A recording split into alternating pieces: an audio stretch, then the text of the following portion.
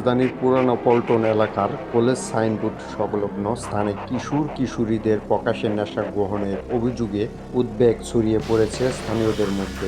প্রতিদিন দুপুরের পর থেকে বিকেল পর্যন্ত ওই স্থানে কিছু উঠতি বয়সের ছেলে মেয়েকে প্রকাশ্যে নেশা করতে দেখা যাচ্ছে বলে জানিয়েছেন আশপাশের বাসিন্দা ও পথচারীরা। স্থানীয়দের অভিযোগ, বিষয়টি দীর্ঘদিন ধরে চললেও এখনও দৃশ্যমান কোনো পদক্ষেপ নেয়নি সংশ্লিষ্ট প্রশাসন। এতে করে এলাকার পরিবেশ দিন দিন খারাপের দিকে যাচ্ছে এবং তরুণ প্রজন্মের নৈতিক অবক্ষয়ের আশঙ্কা তৈরি হয়েছে। একাধিক প্রত্যক্ষদর্শী জানান, কলেজের মতো সংবেদনশীল স্থানের পাশে এ ধরনের কর্মকাণ্ড শুধু শিক্ষার্থীদের জন্যই নয়, পুরো সমাজের জন্য হুমকি হয়ে দাঁড়াচ্ছে। অনেকেই বলেন, আমরা প্রতিদিনই দেখি বেশ কিছু কিশোরী এখানে জড়ো হয়ে নেশা করছে। এতে আশেপাশের শিক্ষার্থীদের উপর খারাপ প্রভাব পড়ছে।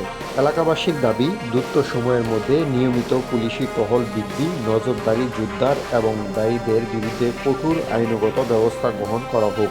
পাশাপাশি অভিভাবকদের সচেতন হওয়ার আহ্বান জানানো হয়েছে, যাতে কিশোররা এ ধরনের বিপথে না যায়।